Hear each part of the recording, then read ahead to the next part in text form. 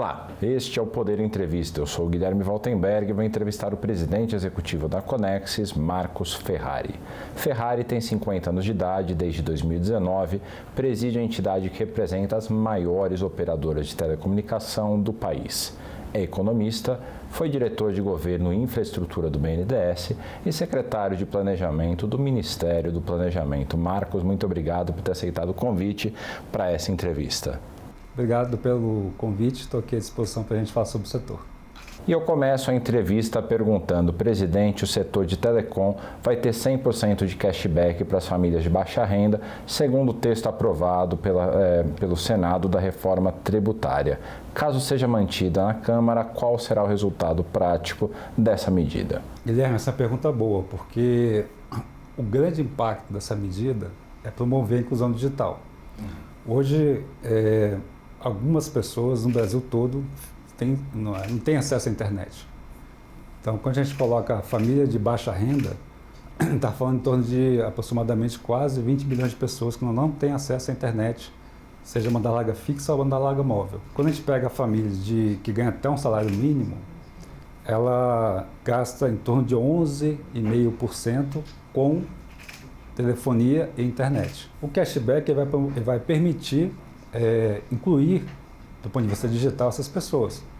Uma vez que uma parte do tributo vai ser devolvida a ela tem um incentivo para, vou dizer assim, adquirir um serviço de telecomunicações de uma maneira tal que ela consiga usar mais internet, consiga usar mais a telefonia móvel. Então, assim, um grande benefício do cashback para telecomunicações é para a população de baixa renda. Ela vai ser diretamente atendida com essa medida.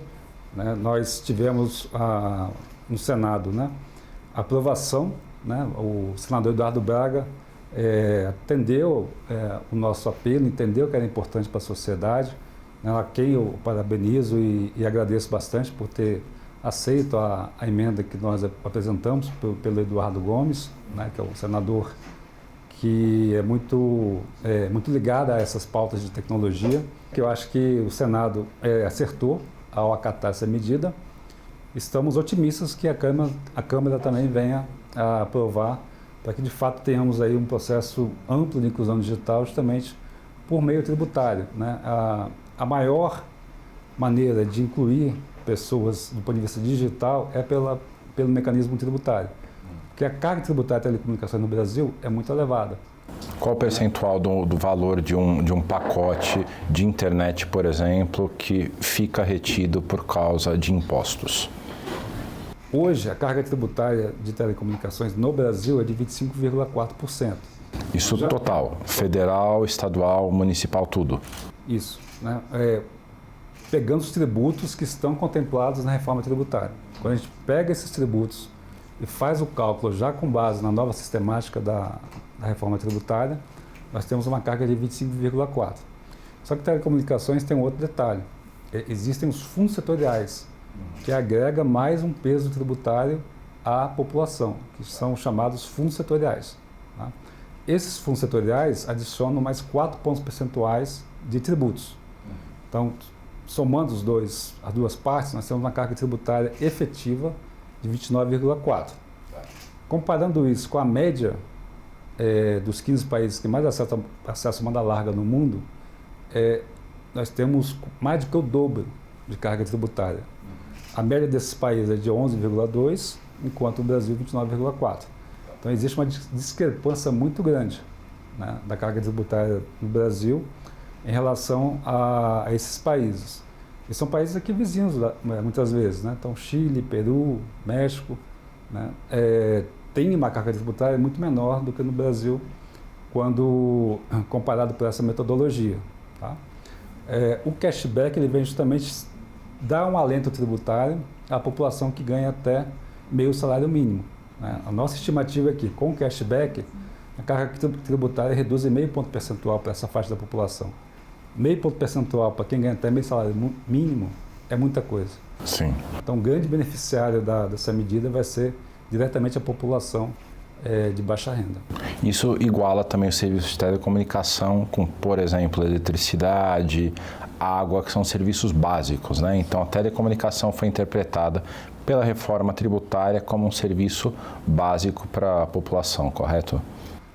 O nosso pleito era justamente esse, que tivéssemos isonomia tributária, um tratamento com serviços essenciais. O setor de telecomunicações ele foi incluído como serviço essencial em 2022, na Lei Complementar 194. Então, a votação da Lei Complementar 194, que limitou o teto do ICMS a 17% e 18%, colocou telecomunicações no patamar de serviços essenciais. Tá?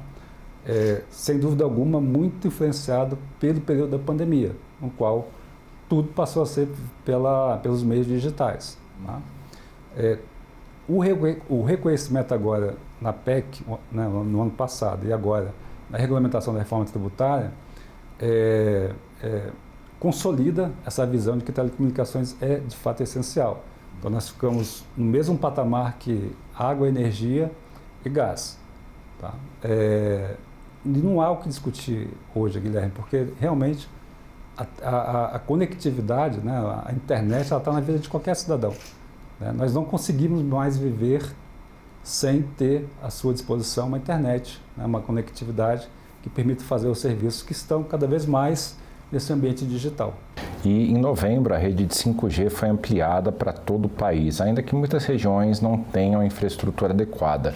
E as metas de 2025 já estão bastante avançadas com relação à evolução da infraestrutura. O que a gente pode esperar do 5G para os próximos meses, quiçás para 2025?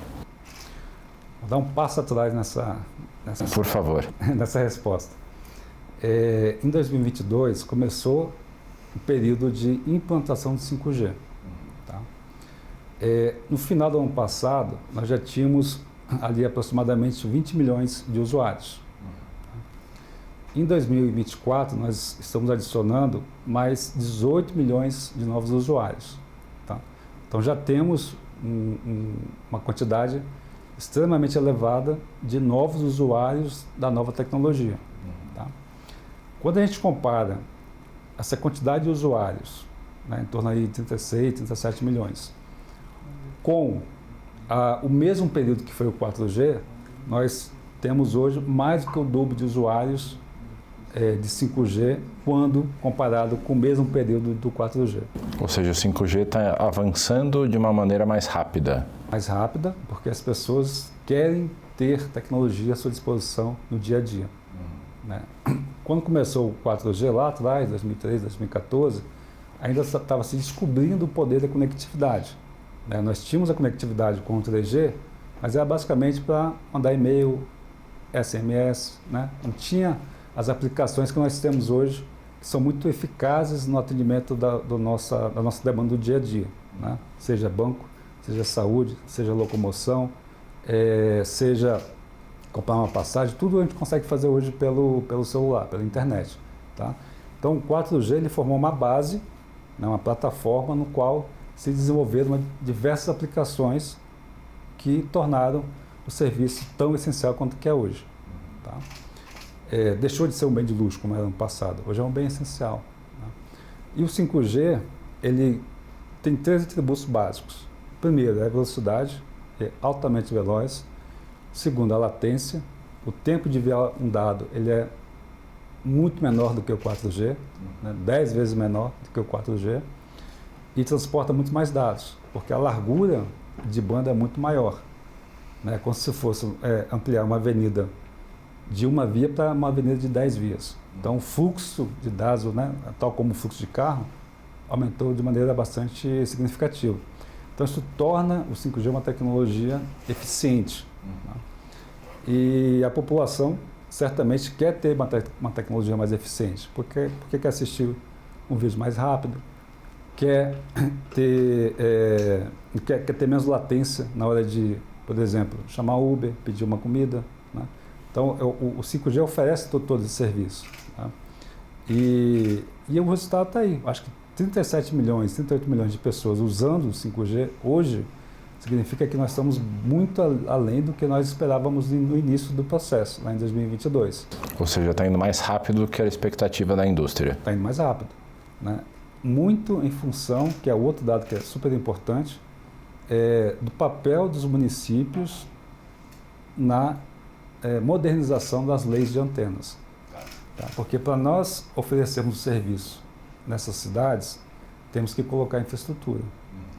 A implantação de infraestrutura depende da legislação municipal, né? Tanto vamos dizer assim, da própria implantação das antenas em toda a infraestrutura, como também de legislações, vamos chamar, adjacentes, então, de patrimônio histórico, de meio ambiente. Então, essa conjunção de legislações hoje são muito mais favoráveis à tecnologia móvel do que era no passado, né? Muito em função do trabalho que nós fizemos a partir de 2022, conscientizando os municípios de que é preciso atualizar as leis, porque não era possível ter uma lei dos anos 90 com a tecnologia atualíssima.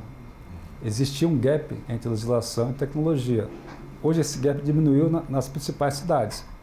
Então nós estamos com legislação nova em cidades que cobrem aproximadamente 60% da população, tá? Que são as capitais, os grandes municípios e municípios acima de 200 mil habitantes. Tá? A grande novidade de 2024 foi que municípios pequenos também estão avançando. Né? Nós temos um prêmio que nós chamamos de ranking das cidades amigas do 5G, e normalmente nos últimos 3, 4 anos quem ganhou sempre foram cidades grandes, capitais ou cidades grandes, né? Esse ano, pela primeira vez, os principais premiados foram de cidades pequenas, que é um grande ganho, né, do ponto de vista da expansão digital, que já ocorreu em 2024 e está por vir a partir do ano seguinte, né, a partir de 2025. E com relação às metas de infraestrutura, como é que elas estão do ano de 2024 e de 2025? Qual que é o avanço que a gente tem nesse momento? Olha, 2024 cumprimos as metas da Anatel, 2025 já cumprimos 94%. Já em 2024 foi cumprido 95% do que era para ser feito em 25.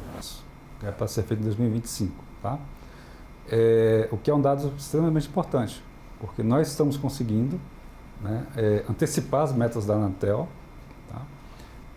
Lembrando que a meta é ter pelo menos o 4G e o 5G em todo o país até 2029. Nós estamos em 2024. Tá?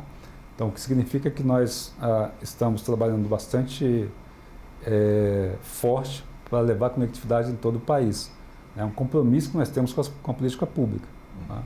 Todas as operadoras, o setor de telecomunicações como um todo, todo o ecossistema do nosso setor, ele está comprometido com a política pública. Porque sabemos que hoje a conectividade é essencial.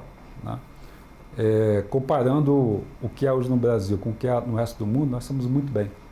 Tá? Muito bem. Hoje a velocidade média do Brasil na internet móvel é maior do que muitos países no qual começou a tecnologia lá atrás.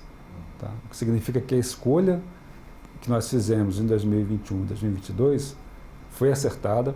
O edital do 5G foi um edital inclusivo, porque ele permitiu transformar 90% do valor econômico do edital em investimentos, e esses investimentos estão sendo concretizados ao longo desse período. O resultado está aí, né? Bastante gente acessando uma tecnologia nova. Mas o 5G, em geral, ele precisa de um pouco mais de infraestrutura do que a gente já tem. E uma das discussões que ocorreu ao longo dos últimos anos é o compartilhamento de infraestrutura entre diferentes empresas de telecomunicação. Como é que está essa discussão? Existe uma indicação das empresas de que seria possível, ou a concorrência entre elas prevalece nesse sentido?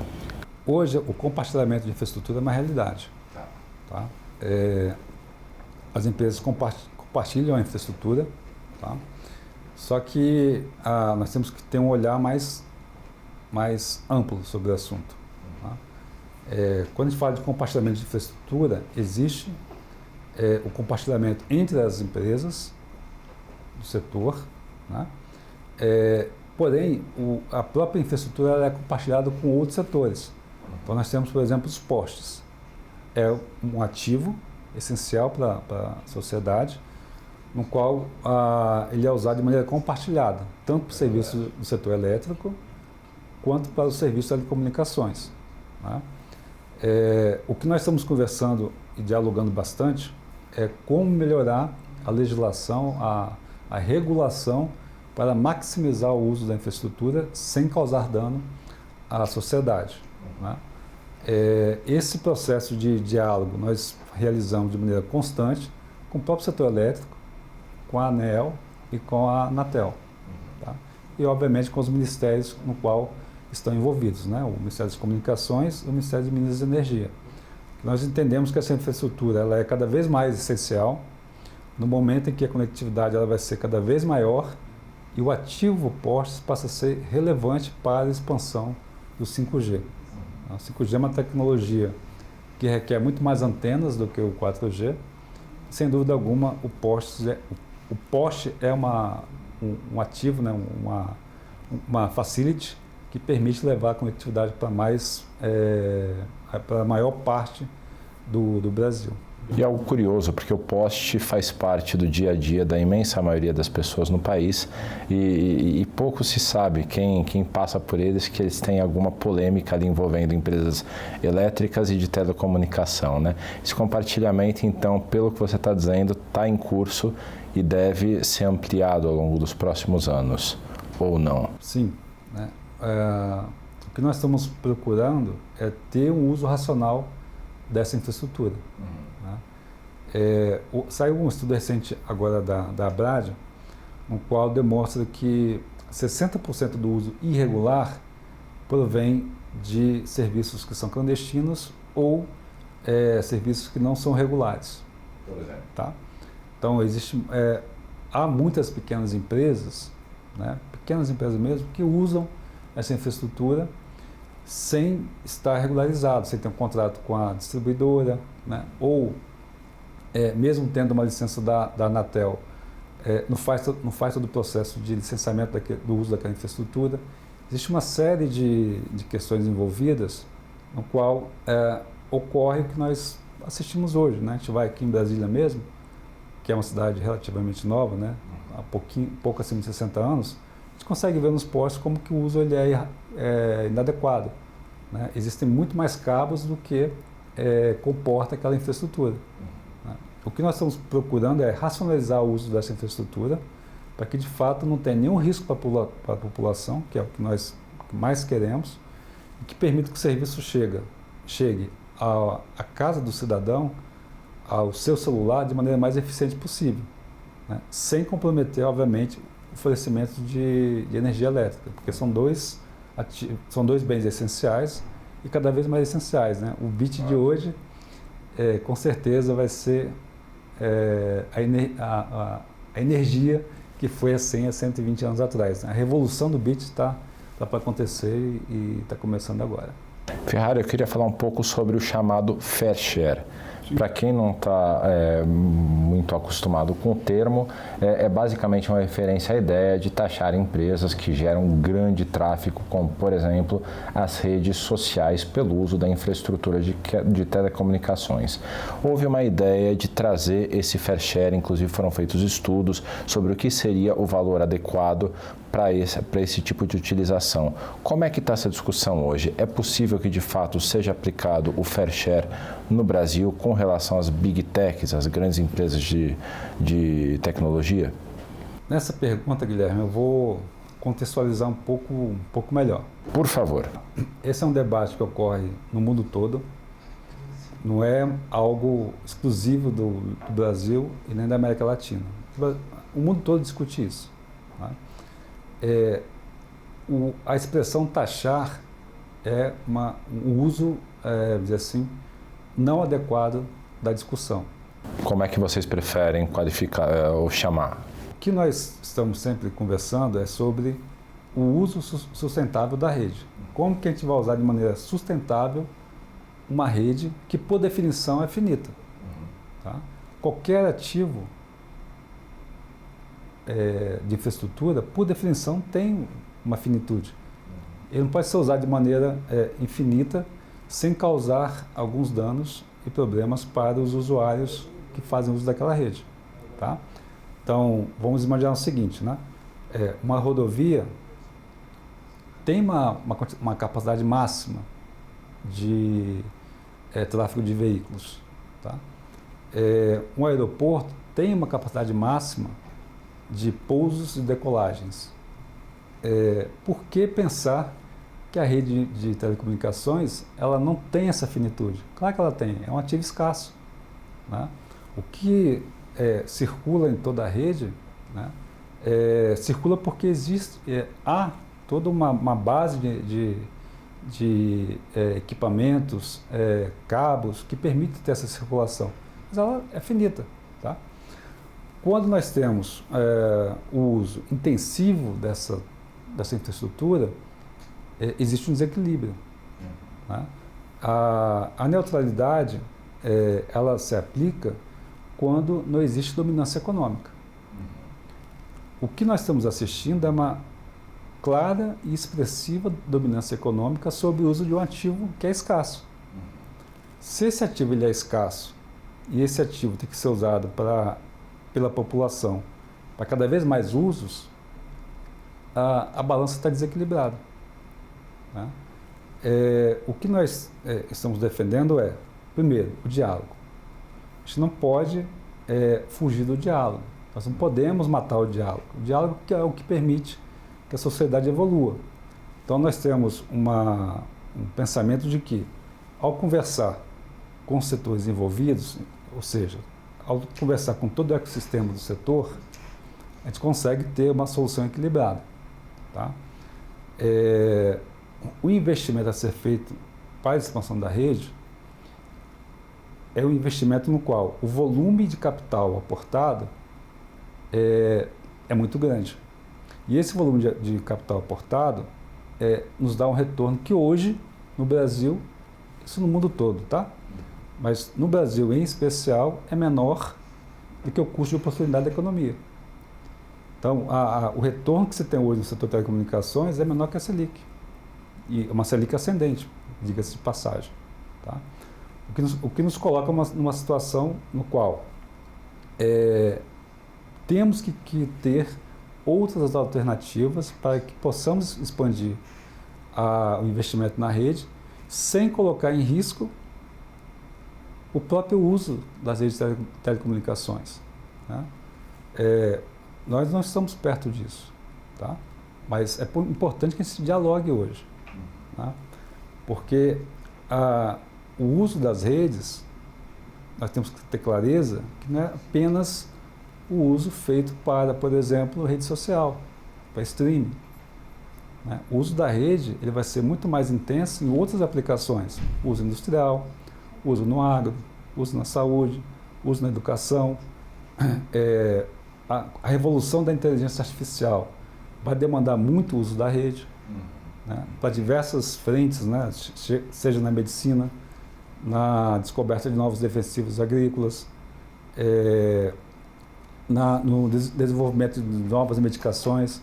Então, assim, a clareza que a gente tem que ter é que o debate não pode morrer. O debate tem que ser sempre ativo. Nós estamos dispostos a dialogar, né? Seja por meio de uma ação conjunta dos atores que ocupam a rede, né? Seja por uma regulação que exija o uso mais eficiente da rede, ou seja, que comprima os dados de tal maneira que a rede fique menos comprometida com outros usos. Enfim, há uma série de possibilidades que a gente entende que é possível conversarmos com esses atores sem causar prejuízo a absolutamente ninguém e principalmente gerar um benefício para a população, que é o que mais interessa. Né? E esse diálogo com esses atores, sobretudo essas big techs, ele já acontece ou ele está para ser iniciado? O diálogo acontece, né? Nós temos uma série de oportunidades de dialogarmos, né? Nós tivemos agora recentemente um amplo debate sobre o PL 469 de 2024, no qual, na nossa opinião, ele encerra o debate. né? O que nós queremos é ter a oportunidade de dialogar sobre esse projeto, né, em diversas outras comissões, para que possamos, de fato, não encerrar o diálogo e podemos, olha, é possível a gente continuar dialogando? Né?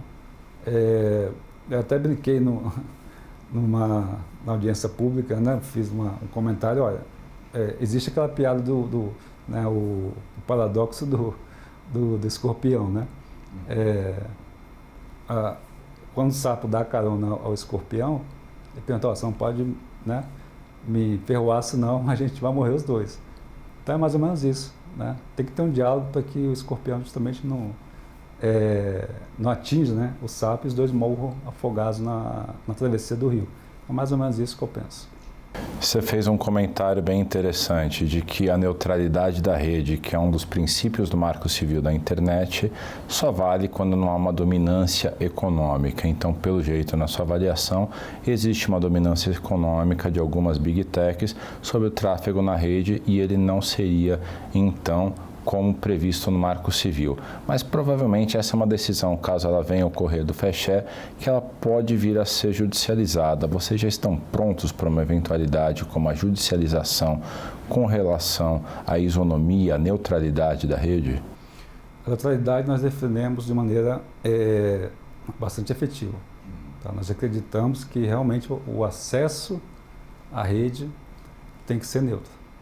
Então, assim, deixando bastante claro, nós achamos que, mesmo com a neutralidade de rede, é possível rediscutir o uso da rede. Tá? Uma coisa é fazer um uso pessoal, outra coisa é fazer um uso industrial. Existe uma diferença entre uma coisa e outra, né? Porque nós fazemos um investimento. Né? Nós estamos comparando uma taxa de retorno de 7, 7,5% com uma taxa de retorno de 20, 25%. É uma discrepância muito grande. Tá? Nós temos uma altíssima carga tributária, temos uma altíssima carga regulatória, temos obrigações editalícias, assumimos compromissos com o poder público, o que isso tudo significa que nós temos custos. E esses custos não são compartilhados, são custos intrínsecos às operadoras. Tá? Enquanto que há investimentos, há usos no qual não exigem esse mesmo comprometimento do ponto de vista de investimento, de obrigações regulatórias, obrigações tributárias. Então tem um desequilíbrio na balança. O que nós estamos apenas tentando mostrar é que é possível equilibrar a balança de maneira saudável, que ninguém fique prejudicado. Não só nem as operadoras, nem quem faz uso da rede. Seja as big techs, seja a medicina, seja a educação, seja o agro. É possível equilibrar de tal maneira que a gente consiga levar para novos usos, né, o uso da rede de telecomunicações, garantindo a ampla conectividade para as aplicações que estão por vir. Chega ao final essa edição do Poder Entrevista. Em nome do jornal digital Poder 360, eu agradeço ao presidente da Conexis, Marcos Ferrari. Agradeço, fico à disposição para outras oportunidades. E agradeço também a todos os web espectadores que assistiram a este programa. Essa entrevista foi gravada no estúdio do Poder 360 em Brasília, em 17 de dezembro de 2024. Para ficar sempre bem informado, inscreva-se no canal do Poder 360, ative as notificações e não perca nenhuma informação relevante. Muito obrigado e até a próxima. Poder Monitor. Acesse agora e ganhe 30 dias grátis.